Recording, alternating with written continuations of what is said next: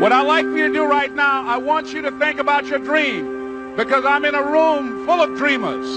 Think about your dream right now. I want you to think about it and envision it. Now, ladies and gentlemen, let me share something with you. I do not believe that any of us have dreams that were not given to us for the purpose of accomplishing those particular dreams. And I want to share something with you that has changed my life. I started out, as was indicated by Jack, it's very humble beginnings. I don't know what that dream is that you have. I don't care how far-fetched it might appear to be.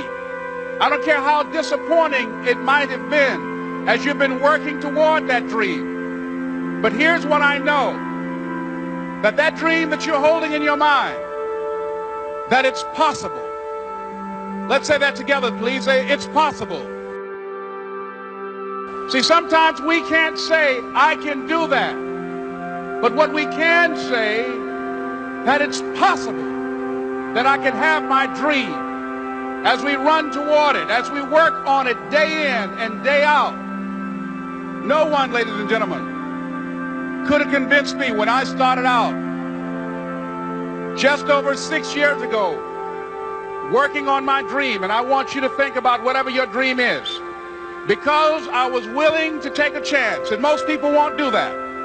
Most of the people that you talk to try and bring them into the business, these are not risk takers. Most people have done all that they're ever going to do. They raise a family, they earn a living, and then they die.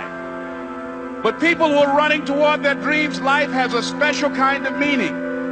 And here's what I will share with you, that in the process of working on your dreams, you are going to incur a lot of disappointment, a lot of failure, a lot of pain, a lot of setbacks, a lot of defeats. But in the process of doing that, you will discover some things about yourself that you don't know right now. What you will realize is that you have greatness within you. What you'll realize is that you're more powerful than you can ever begin to imagine. What you will realize is that you are greater than your circumstances, that you don't have to go through life being a victim. As Jack indicated, I was born in Miami, Florida, in an area called Liberty City, in an abandoned building on a hard linoleum floor with my twin brother. We were 6 weeks of age. We were adopted. When I was in 5th grade, I was identified as EMR, labeled educable, mentally retarded, put back from the 5th grade into the 4th grade, and stayed in that category until I got out of high school. I don't have any college training, but I met a high school teacher who one day changed my life. I was waiting on another student, and when he came in, he said to me, young man, go to the board and write what I'm about to tell you. And I said, I can't do that, sir. He said, why not? I said, I'm not one of your students. He said, it doesn't matter, follow my directions now. I said, I can't do that, sir. He said, why not? I said, because I'm educable, mentally retarded. And he came from behind his desk and he looked at me. He said, don't ever say that again. Someone's opinion of you does not have to become your reality. And that man, Mr. Leroy Washington, did something for me. He started planting seeds in my mind that enabled me to begin to dream, as Dexter has been doing for you. And ladies and gentlemen, I started working on my dream. And most people don't work on their dreams. Why? For many years I didn't. One is because of fear. The fear of failure. What if things don't work out? And the fear of success. What if they do and I can't handle it? The other thing is that most people, ladies and gentlemen, they get comfortable. They stop growing. They stop working on themselves. They stop stretching. They stop pushing themselves. And they end up becoming very cynical about life. And they throw in the towel on themselves, on their families, and on their dreams. And the other thing is that most people don't feel worthy. What I'm doing now, I could have been doing years ago. But because I did not have a college education, because I didn't believe in myself, because I allowed other people's opinion of me to control my destiny, I didn't act on my ideas. So I applaud you for your dreaming, for your running toward your dream. I applaud you for believing in yourself, because that's what life is about. stretching and challenging, looking for ways that you can begin to improve yourself. And ladies and gentlemen, as a result of stretching out, of acting on my dream, and I don't know what that dream is for you, I can tell you that it's possible. No one could have convinced me that after just over 6 years, I would have my own book entitled Live Your Dreams. Just over 6 years, I would have 5 specials on public television. Just over 6 years, I've done motivational speaking for AT&T, Procter & Gamble, McDonald's Corporation, Xerox, IBM. Just over 6 years. I will now have my own talk show that will premiere on Monday, Labor Day. I'm saying to you, your dream is possible. But not only is it important that you believe and begin to know that it's possible for you to live your dream as you run toward it, but I've done something that I want to share with you called Choosing Your Future. In fact, I've developed a set of tapes talking about how to begin to create your own reality by choosing your future. And not only is it important for you to know it's possible for you to choose your future, but it's necessary that you work on yourself, that you develop yourself. It's necessary that you get the energy drainers out of your life, people who don't want anything, people who are not striving, people who are not challenging themselves, people who aren't growing, people who have stopped dreaming.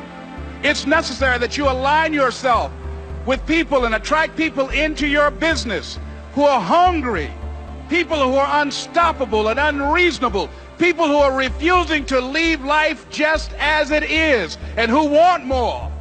My mother used to say, birds of a feather flock together. If you run around with losers, you will end up a loser. It's necessary that you get the losers out of your life if you want to live your dream. It's necessary to know that everybody won't see it, that everybody won't join you, that everybody won't have the vision.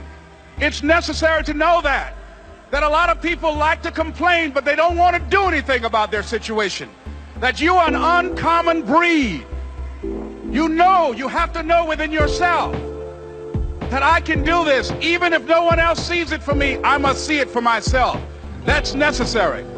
It's also, ladies and gentlemen, necessary that you be creative when you're working on your ideas, that you understand the importance of changing up, of readjusting your strategies. Many times we can have a great idea, but if you're not advancing it in the right way and things don't happen, you become discouraged and think the idea doesn't work. No, that's not true. It's necessary that we become creative. I remember when I was in New York walking down the street, and a guy approached me and said, hey, mister, can I shine your shoes? And I said, no, I'm in a hurry. I don't have time. I kept walking. Someone else said, hey, man, your shoes look clutty.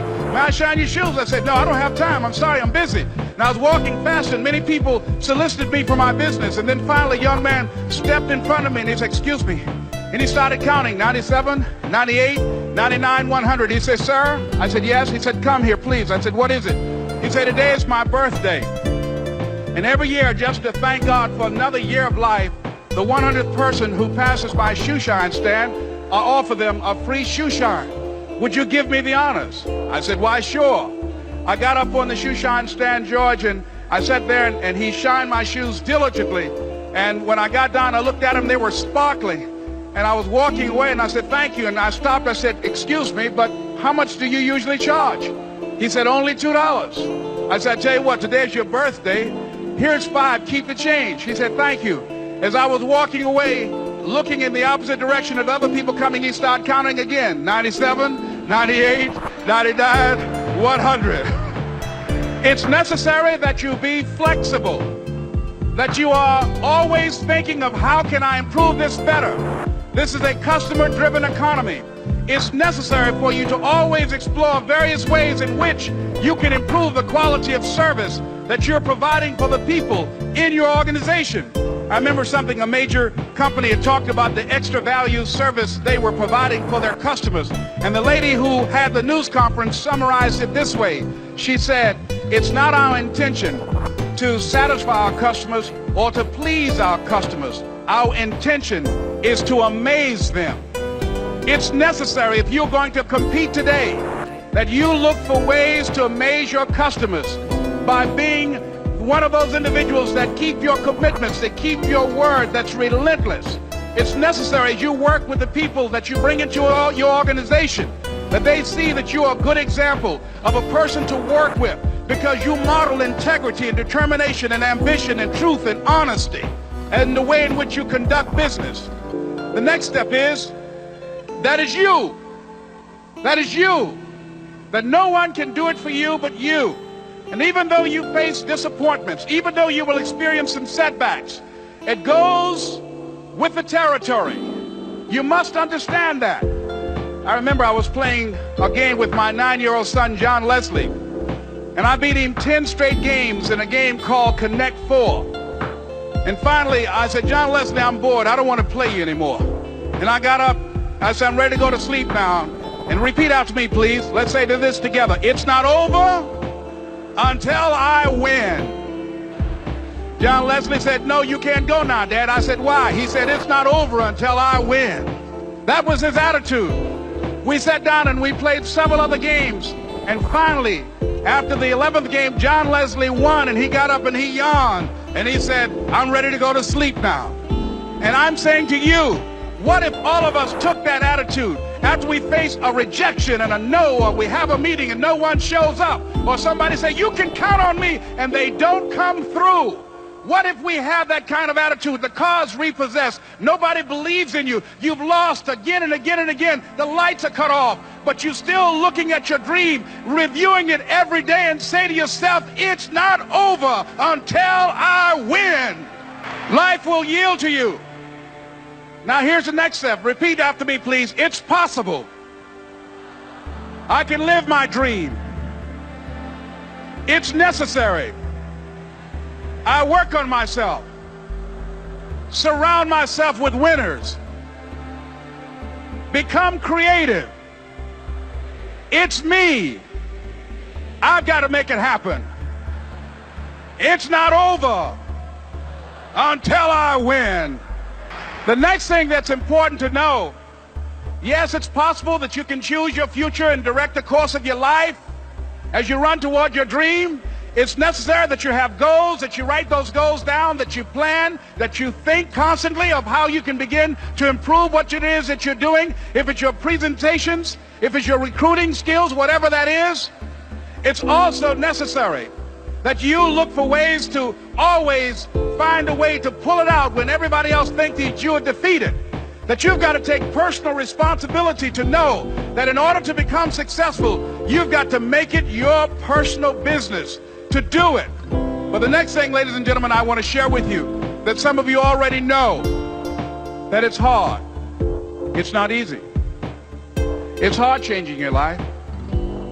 It was hard when just over 3 years ago in the Penobscot building in Detroit, Michigan, where I was operating my business, and I fell on some hard times, and I was sleeping in my office. It was hard coming into the lobby, and the security said, excuse me, Mr. Brown, can we see you for a moment? And I said, yes. And I walked up to the counter, and he gave me an envelope. And he said, would you mind reading it here? And I opened the envelope, and the envelope was from management that said, this is an office tower. It's not a hotel. Please do not sleep in your office.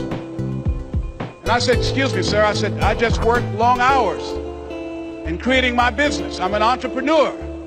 And right now, things are bad for me. But they're not going to be this way always. And I just asked for the opportunity to continue to operate like I'm doing. I'm not trying to make this my home. And it was hard coming through the lobby. And sometimes they would laugh. There's a guy talking about becoming successful. And look at him. He's bathing in the bathroom upstairs on the 21st floor. He sleeps on the floor. Him and 2 other dreamers up there. Look at him. It was hard, ladies and gentlemen, coming to speak to people. And I was facing financial difficulties in my own life. I was behind on my bills and my dreams, and I'm saying to them, you can live your dream. It was hard, ladies and gentlemen. It was very difficult to pick myself up each day believing that I could do it. There were times that I doubted myself. I said, God, why is this happening to me? I'm just trying to take care of my children and my mother. I'm not trying to steal or rob from anybody. Why did this have to happen to me? It was very hard. And here's what I want to say to you. For those of you that have experienced some hardships, don't give up on your dream.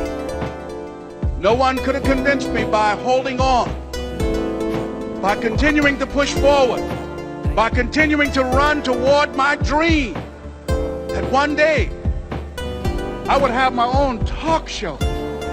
It's a long shot, ladies and gentlemen, from Liberty City, an abandoned building on a floor, never knowing my mother or father. It's a long shot.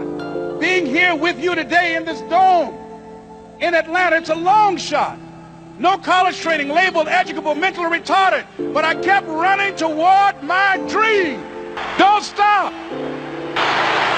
Don't stop running toward your dream. It's very important as you hold on to that dream.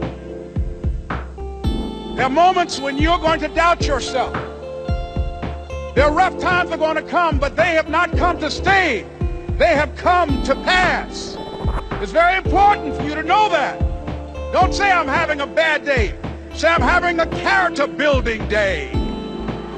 It's very important for you to believe that you are the one to make this happen. I remember this high school teacher, Mr. Leroy Washington, at the end of school one June, it was just a few days before we were supposed to leave, and I just got my report card, and it indicated that I'd failed history, and I'd failed English, and I would have to go to summer school.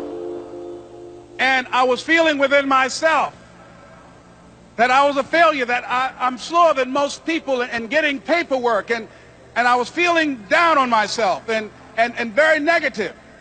And Mr. Washington was giving a speech to the graduating seniors, and I was in 11th grade. And even though I wasn't supposed to be in there, I went in there because the speech he was giving, that speech was for me. And as he talked, my heart began to beat fast. Tears began to run by my eyes, and I was in the back just listening to him, because he said, and he was a very dramatic man. I still talk to him to this day. He said, as graduating seniors of Booker T. Washington High School, I want you to know that you're blessed and highly favored, and that as you go toward the future, begin to know that you have greatness within you. And if just one of you here begin to envision yourselves as being blessed and highly favored to reach your goals, if just one of you capture the essence of what that means, that you have greatness within you and a responsibility to manifest that greatness, that you can make your parents proud, you can make your school proud, you can touch millions of people's lives, and the world will never be the same again because you came this way. And the students gave him a rousing standing ovation. And as he left the auditorium, I ran down the steps and I caught him in the parking lot. I said, Mr. Washington? He said, yes. I said, do you remember me, sir? He said, no. I said, my name is Leslie Brown. My mother, she works in the cafeteria here. I'm one of the twins, Leslie and Wesley. I said, Mr. Washington, but you know, I got these big dreams. You know, I like talking to people. I love people. I said, I want to work with people, and I got this dream of buying my mama a home. Could I do that, Mr. Washington? He said, it's possible, Mr. Brown. And as he walked away, I called him again. I said, Mr. Washington? He said, what do you want now? I said, I'm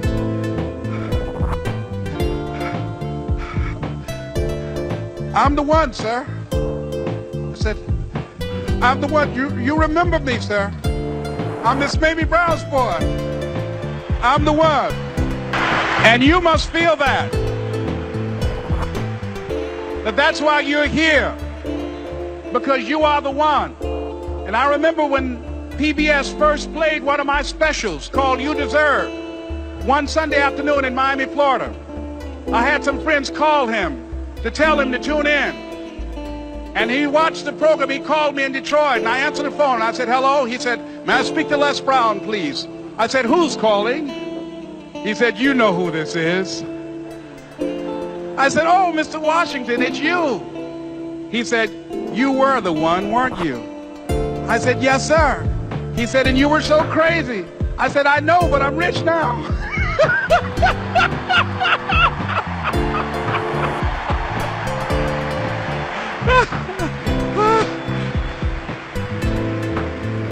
Ladies and gentlemen, it's not going to be easy. It was hard laying on the floor of the Penobscot building, looking out of the window, daydreaming, saying, Les, can you do this? Can you make this happen? I used to listen to tapes day in and day out about See You at the Top, my great friend Zig and Dennis Waitley, different other motivational speakers, and Dr. Norman Vincent Peale. And Dexter saying, don't let nobody steal your dream. I used to ask myself, can I do this? And something said within me, you're the one. You're the one. And let me tell you something, ladies and gentlemen. While you're here, write down at least 5 reasons on why you deserve your dream, on why you won't give up, what's going to make you unstoppable, why you must be unreasonable, because logical, practical thinking says you can't do it today. But if you want to produce unreasonable results in your life, like living your dream and taking charge of your destiny, you've got to be an unreasonable person. You've got to be an uncommon person. So write down the reasons of why you're here. My first major goal was to buy my mother a home. And let me tell you something, ladies and gentlemen. What will reasons do, Les? Nietzsche said, if you know the why for doing, you can endure almost anyhow. What do you mean by that?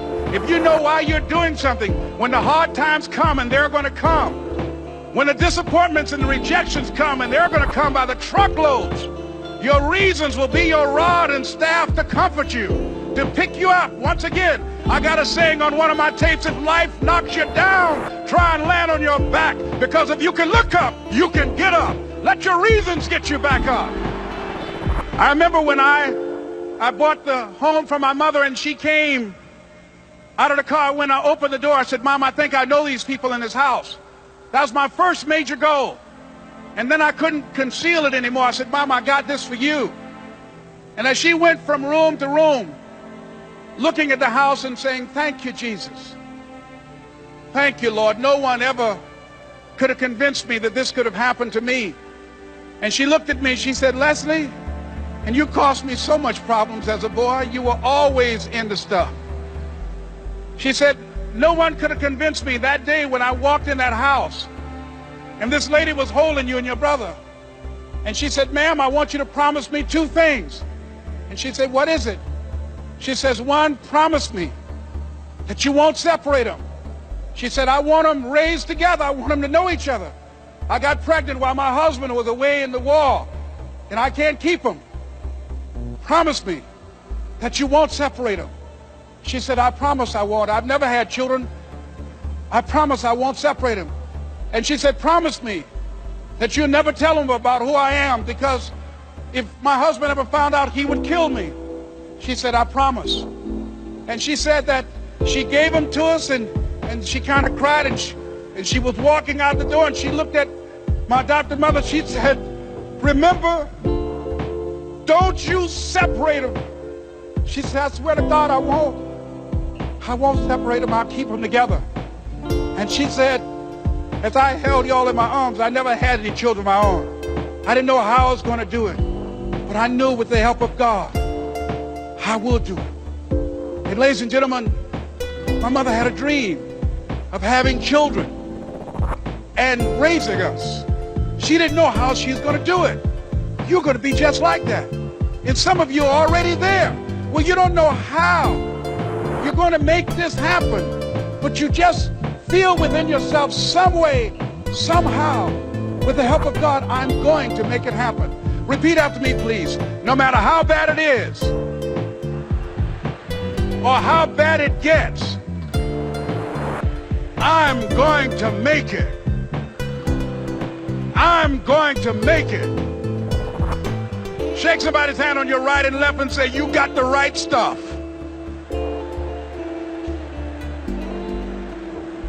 So yes, it's possible for you to live your dream. It's necessary that you associate with winners, that you work your system, that you are relentless, that you never give up. It's you. You've got to take personal responsibility. You've got to make it your personal business to make it happen. And you've got to resolve within yourself that I can do this, that it's hard. But you've got to say, I'm the one. I'm the one to make this happen. I'm the one to become successful in this business. As you work to help other people to become successful, that feeds your success. But you know it's going to be hard, but find out what will make it worth it for you. So, ladies and gentlemen, if you want to make your dream become reality, the people that are running at their dreams know that it's possible that you can live your dream, that it's necessary, that you're relentless, that you have a plan of action, that you are creative. The people that are living their dream are finding winners to attach themselves to. The people that are living their dreams are the people that know that if it's going to happen, it's up to them. And they're resolving within themselves, it's not over until I win. The people that are running after their dream know they're going to have hard times. They keep on running because they're saying within themselves, I'm the one. I'm the one. No matter how bad it is or how bad it gets, I'm going to make it. The people that are running after their dreams are the people that are hungry. Shake somebody's hand on your right and left and say, you got to be hungry. And as you run towards your dream, I want to dedicate this to you that I love very much. I want to thank Dexter and all of you. It's something that I'm known by. It's on our tapes called Choosing Your Future. And it says simply this, that if you want a thing bad enough to go out and fight for it, to work day and night for it, to give up your time, your peace, and your sleep for it, if all that you dream and scheme is about it, and life seems useless and worthless without it, and if you gladly sweat for it and fret for it and plan for it and lose all your terror of the opposition for it, and if you simply go after that thing that you want with all of your capacity, strength and sagacity, faith, hope and confidence, and stern pertinacity, if neither cold poverty, famish or gulf, sickness or pain or body and brain can keep you away from the thing that you want, if dogged and grim you besiege and beset it, with the help of God you'll get it. This is Mrs. Mamie Brown's baby boy, Leslie Calvin Brown, saying it's been a plumb pleasing pleasure as well as a privilege. Thank you.